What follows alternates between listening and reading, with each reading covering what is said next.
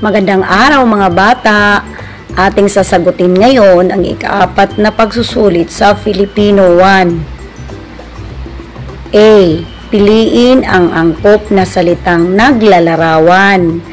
Upang mabuo ang pangungusap, isulat sa papel ang titik ng tamang sagot. Ang mga halimbawa ng salitang naglalarawan ay maganda. So, piliin lamang ang titik ng tamang sagot, isulat sa papel. Una, ang ahas ay A. Mabagsik, B. Maamo, C. Mabait. So, ano ang naglalarawan sa ahas? A. Mabagsik, B. Maamo, C. Mabait. Kalawa, uminom si Ana ng A. Malamig, B. Mainit, C. Maalat na kape. Ano ang naglalarawan sa kape?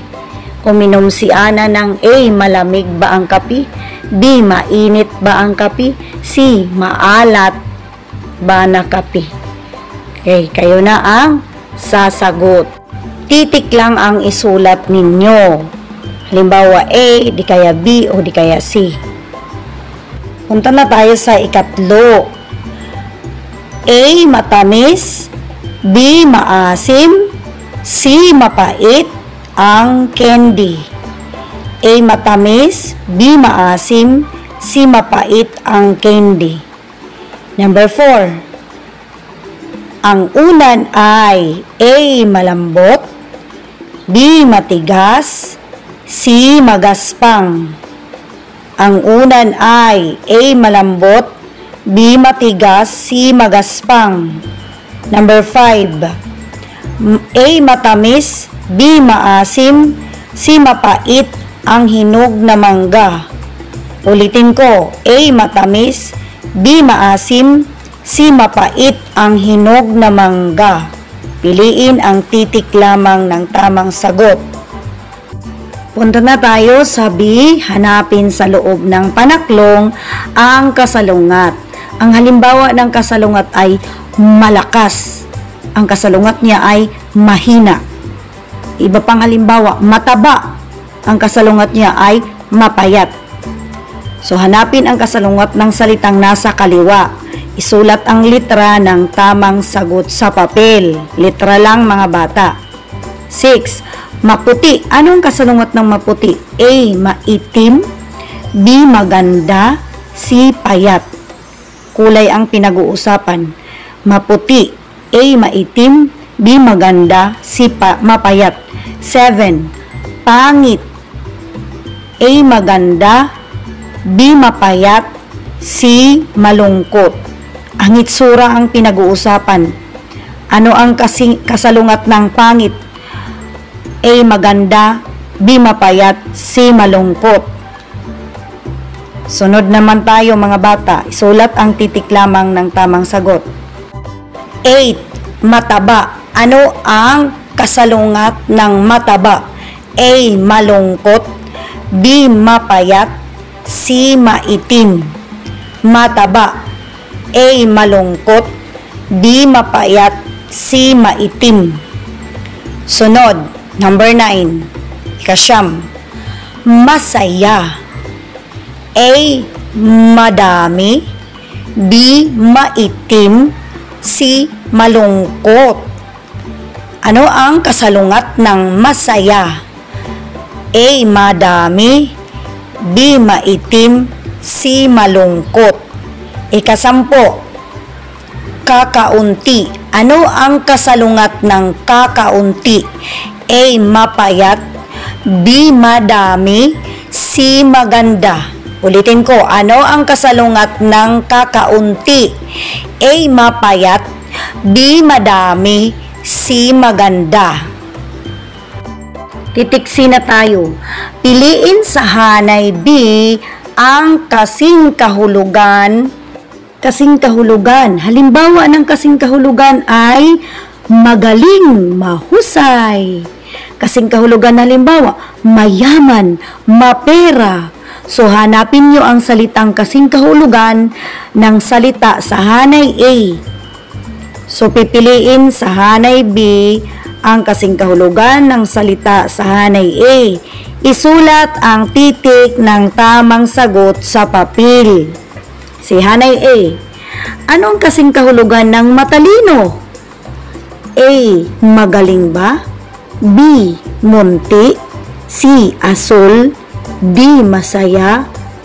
E. Marikit. Anong kasing kahulugan ng matalino? A. Magaling. B. Munti. C. Asul. D. Masaya. E. Marikit. Sunod, 12 o 12. Maligaya. Anong kasing kahulugan ng maligaya? A. Magaling. B. Munti. C. Asul. D. Masaya. E. Marikit. Maligaya, ibig sabihin, ang kasing kahulugan, A. Magaling, B. Munti, C. Asul, D. Masaya, E. Marikit. 13 o 13. Maliit. Anong kasing kahulugan ng maliit? A. Magaling, B. Munti, C. Asul, D. Masaya, E. Marikit. Ulitin ko, maliit. Number 13. A. Magaling, B. Munti, C. Asul, D. Masaya, E. Marikit. Sunod, number 14, 14. Bughaw. Ano ang kasing kahulugan ng bughaw? A. Magaling, B. Munti, C. Asul, D. Masaya, E. Marikit. Bughaw. A. Magaling, B. Munti, C. Asul, D. Masaya, E. Marikit. 15. Number 15. Maganda. Anong kasing kahulugan ng maganda? A. Magaling, B. Munti, C. Asul, D. Masaya, E. Marikit. Ulitin ko, anong kasing kahulugan ng maganda? A. Magaling, B. Munti, C. Asul, D. Masaya, E. Marikit. Ngayon, basahin muna ang mga salita.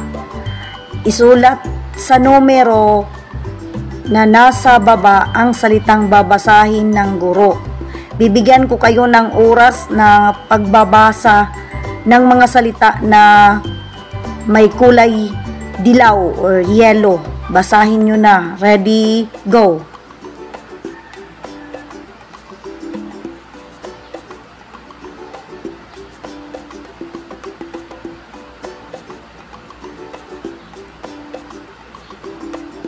Number 16, ngayon tapos na. Number 16, isulat sa number 16 ang baboy.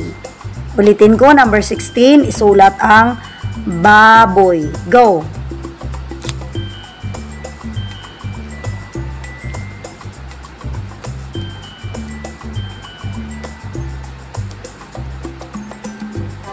Number 17, isulat ang saging. 17, ulitin ko, isulat ang saging. Bibigyan ko kayo ng panahon ng pagsulat ng saging sa number 17.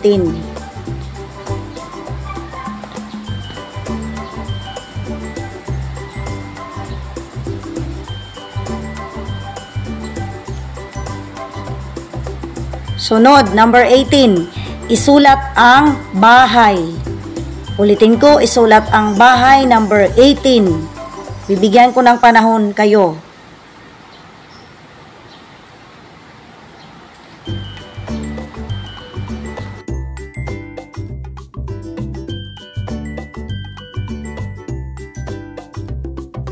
Number 19, isulat ang papel. Ulitin ko, number 19, isulat ang papel. Sige, isulat ang papel. Maghihintay ako.